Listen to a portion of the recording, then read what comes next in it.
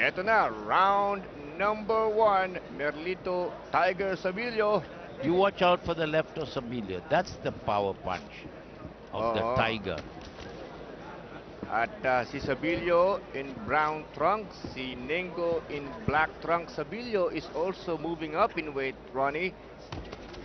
Now fighting at light flyweight, 108 pounds. Kaya naman 8 rounds lamang. Kumbaga testing the waters muna. Tama. Itong si Sabilio kung magiging comfortable siya sa bagong division na ito. Sabilio's best punch, of course, is the big left. When he won the title, he won it by a 9th round knockout at the Soler, if I'm not mistaken. And that was a tremendous punch that almost broke the ribs of his opponent. That left hand of Sabilio packs a wallop. Pero si Nengo, ang ini-expect niya, there's a dip in the confidence level. Yun ang kanyang inaasahan. Tama. Dahil nga coming from a knockout defeat. His first defeat actually after 23 wins para kay Sabilio. Yung pagkakatalo kay Francisco Rodriguez by 10th round knockout. That was only last March 2014. It's hard when you have 23 knockout victory, 23 wins, and you're a world champion and suddenly you get knocked out. Medyo mahirap. Medyo mahirap. And sabi nga natin, Sabilio took to boxing late, ano? Tama. 28 years old. Ngayon pa siya nakaranas ng talo. Pero minsan dyan nasusukat ang galing talaga ng boksingero eh. How you bounce back from a defeat, yung resiliency. Best example, Manny Pacquiao. Second best example, Flash Alorde. Sabi nga nila diyan mo malalaman talaga eh. That's how the heart of a fighter is measured. The heart of a champion. Nengo, sporadic ang atake.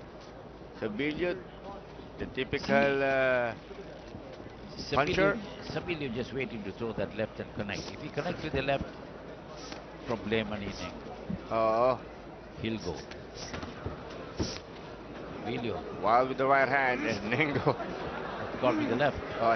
Parang nanggigigil si Nengo. The Tiger is unleashed. Double right hand from Sabilio. Good left to the body. Good right hand by Sabilio. Another left by Sabilio. Good left hand by Merlito Sabilio. Magandang ginawa niya. He faked with the right hand and connected with the left. Yun niya maganda. Konting feint to set up the left. That's the end of round number 1. Action mula sa unang round. Kaliwat kanan mula kay Nengo. Ayun, nahuli niya si Sabilio, ha? Maganda yung kanan niya ni Nengo, eh. Nahuhuli niya coming in si Merlito Sabilio. Tignan natin round number 2. Referee, third man in the ring is another Banal. Nick Banal. That's a real boxing family. Taga rito sa Cebu. And Nengo flicking that left jab. Good flurry by Nengo. Yung Sabilio is going for the knockout. You can see that very clearly. But he got caught. He's taking some chances going in against Nengo. Nengo is landing some leather. Right. Nahuhuli niya flat-footed si Sabilio coming in. Sabilio better be careful. Good left. Good left hook by Sabilio. That cracked the side of the head of Nengo. Merlito Sabilio. Alam mo na si Sabilio is willing to take some shots as long as he can land. Diba? Yan talaga ang kanyang estilo. He will wear you down with his pressure.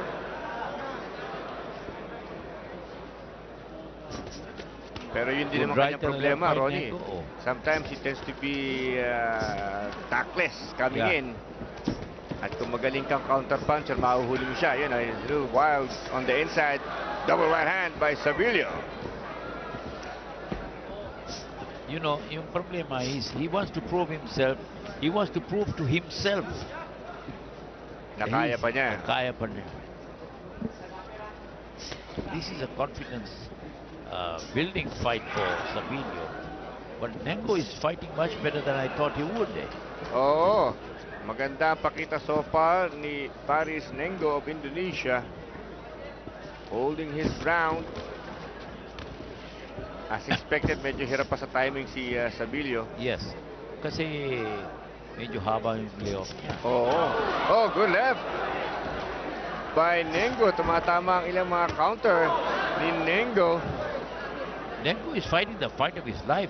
Oo, and so far, maganda ang performance niya. There was a right to the body at bigla tumalikod si Sabilio. That's a big no-no. Right to the side of the head and a body shot by Nengo. Sabilio's timing is off. That's expected. Oo. Diba? And Nengo landing some beautiful counter punches, Ronnie.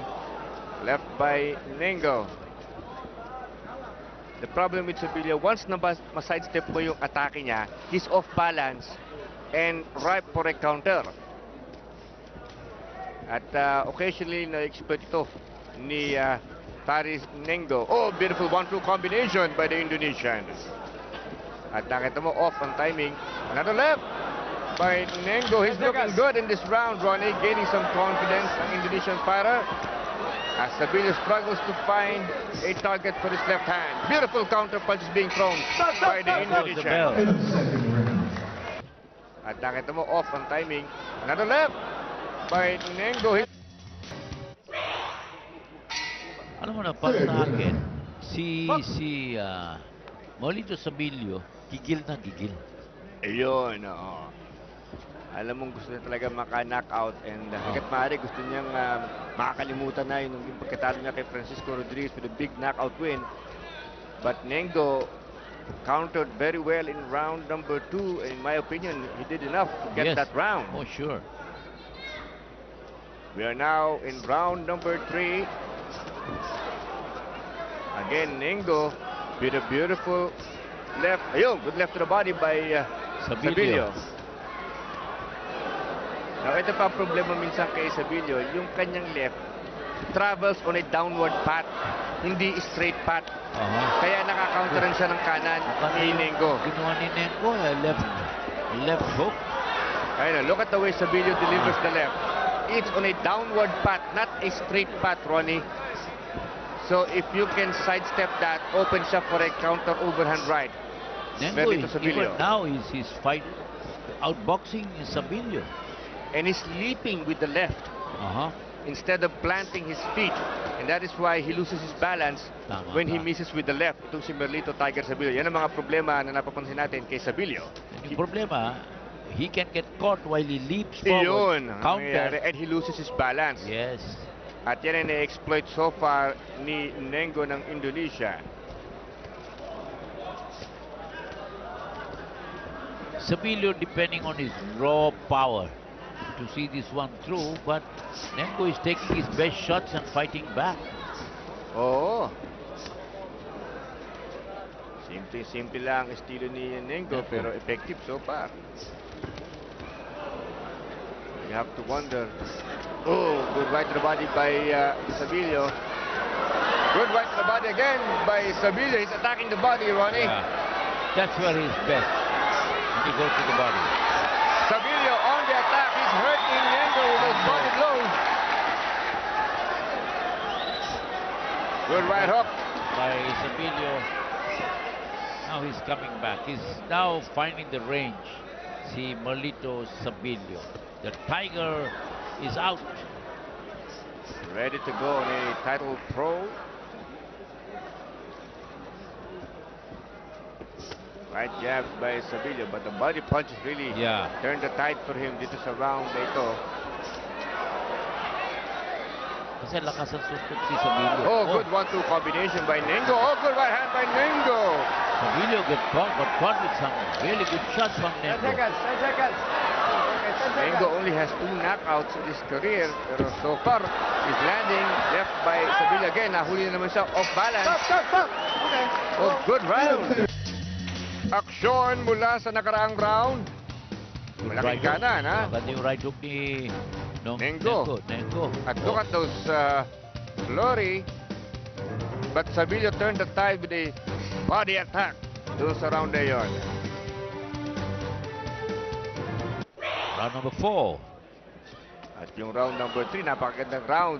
Tingnan natin if the action will heat up further. Sabilio in the brown trunks, Nengo in the black trunks. Short punches lang from Nengo kasi hinuhuli lang niya si Sabilio coming in. This is scheduled only for 8 rounds. Left to the body by Sabilio.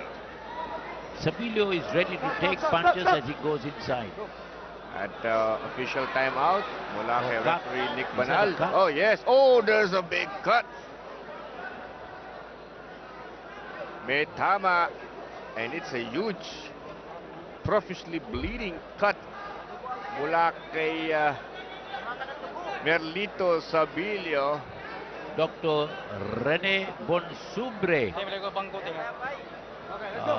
clears him to fight.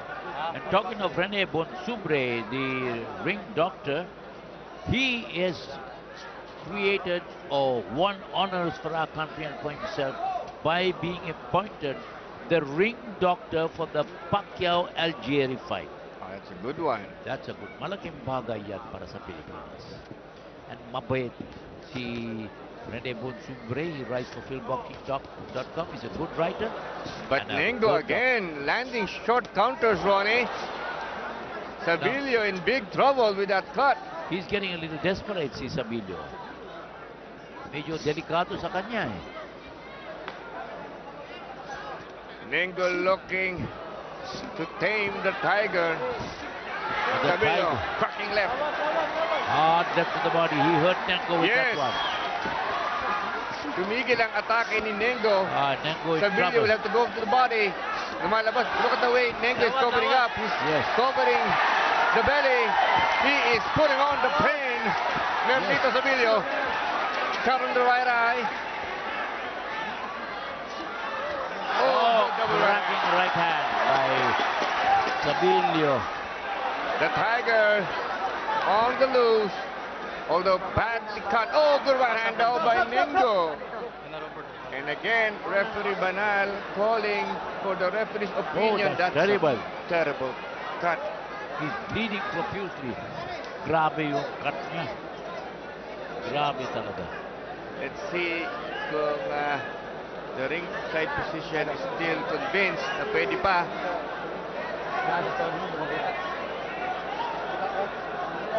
And he's talking to Merlito Sabilio. Bloody cut. Sorry. He's checking whether he can see. Yeah.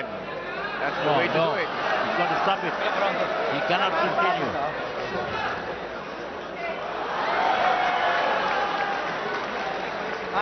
Referee Nick Banal stopping the fight. That's a big win for Nengo. Yes. And a very disappointing loss for Merlito Sabilio, the former world champion. What will this do para for his confidence level? He was doing good actually. Itong aksyon mula sa round number 4. Tingnan natin. Oh, big. Ay, yun ang palagay kong nag-open sa cut, Ronnie. Oh, yun. It was Kaliwa. a clean punch. Ayan, nakita nyo. Kita. Off that punch, dugo na. So it was a legit Punch. that opened the cut. And that's also good refereeing by referee Banal. Oh, decisive. Yes, proper. And on the lookout, of course, sa safety ng boksingero. Tama. So big issues kinakaharap ngayon ni Merlito Tiger Sabilio. Kung sinabi ko sa iyo, partner, ayaw niya babalik.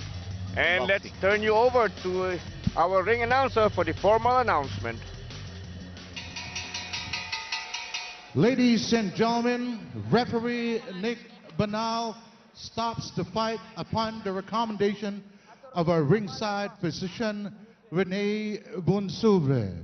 Due to a legal woe, we go to the scorecards, and with your winner, 2 minutes and 2 seconds in the 4th round, your winner by technical knockout from Indonesia, Paris Ningo. And there it is, TKO You Yeah, cannot we go, didn't go you to the cannot go to the scorecard. scorecards because we did not finish the fourth round. Ano sinabi Yun. niya? So, TKO victory, klarado po para kay Faris Nengo. Winner by a technical knockout. So, his record improves to 9 wins and 6 losses. And the future of Molito Sabilio, can you see this? Ayun, look at that Yeah, left. that was a Yun. punch. That was a punch. Oh, pagkatapos nun, may tama na. Oo. And Dr. Bonsubre did the right thing. He checked him out thoroughly and said, no, he cannot continue. You have to be on the lookout sa safety ng boxingero at yan ang ginawa ng ating Grabe, research. Look at the grabe. bloody cut. And disappointed si Sabilio pero well-earned win. Let's give it to Faris Nengo. And to repeat, it's a technical knockout, Yes. not A the technical scorecard. decision. Oo. Sapagkat hindi naman natin natapos ang ika-4 na round. Itong si Sabilio kung magiging comfortable siya sa bagong division na ito. Sabilio's best punch, of course, Is the the left. big left. When he won the title, he won it by a 9th round knockout at the Soler, if I'm not mistaken. And that was a tremendous punch that almost broke the ribs of his opponent. Oho. That left hand of Sabilio packs a wallop. Pero si Nengo, ang ini-expect niya, there's a dip in the con. Sabilio, the typical puncher. Sabilio just waiting to throw that left and connect. If he connects with the left, problema ni Nengo. Oo. He'll go. Sabilio While with the right hand, Nengo. got with the left. Oh, parang nanggigigil si Nengo. Ah, The tiger is unleashed. confidence level, yun ang kanyang Oh, inaasahan. yun. Tama. Dahil nga coming from a knockout defeat, his first defeat actually after 23 wins para kay Sabilio, yung pagkakatalo kay Francisco Rodriguez by 10th round knockout. That was only last March 2014. It's hard when you have 23 knockout victory, 23 wins, and you're a world champion, and suddenly you get knocked out. Medyo Oo, mahirap. medyo mahirap. And sabi nga natin, Sabilio took to boxing late, ano? Eto na, round number 1, Merlito Tiger Sabilio. You watch out for the left of Sabilio. That's the power punch of the Oo. tiger. At si Sabilio in brown trunks, si Nengo in black trunks. Sabilio is also moving up in weight, Ronnie. Now fighting at light flyweight, 108 pounds. Kaya naman 8 rounds lamang, kumbaga testing the waters muna. Tama, tama. 28 So, years old. Oo, ngayon pa siya nakaranas ng talo. Pero minsan dyan nasusukat ang galing talaga ng boksingero eh. How you bounce back from a defeat, yung iyong resiliency. Best example, Manny Pacquiao. Second best example, Flash Alorde. Oo, sabi nga nila diyan mo malalaman talaga eh. That's how the heart of a fighter is measured. The heart of a champion. Oo. Nengo, sporadic ang atake.